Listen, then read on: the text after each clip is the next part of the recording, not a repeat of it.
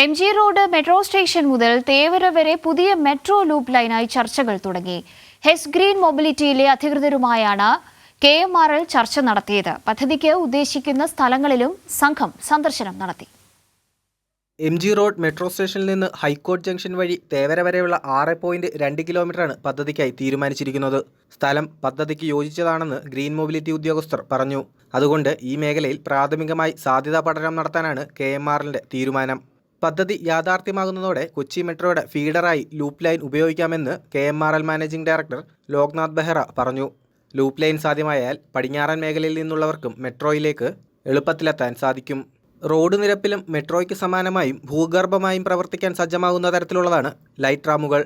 3 ബോഗികളിലായി 25 metre നീളമുള്ള light റാമിൽ 240 പേർക്ക് ഒരേ സമയം യാത്ര ചെയ്യാം. ലൈറ്റ് റാമുകൾ 100% ചാർജ് ചെയ്യാൻ 6 മിനിറ്റ് മതി. പരമ്പരാഗത മെട്രോയുടെ 1/4 മാത്രമാണ് ലൈറ്റ് റാം പദ്ധതിക്ക് ചെലവ് പ്രതീക്ഷിക്കുന്നത്. കൈരളി ന്യൂസ്, കൊച്ചി.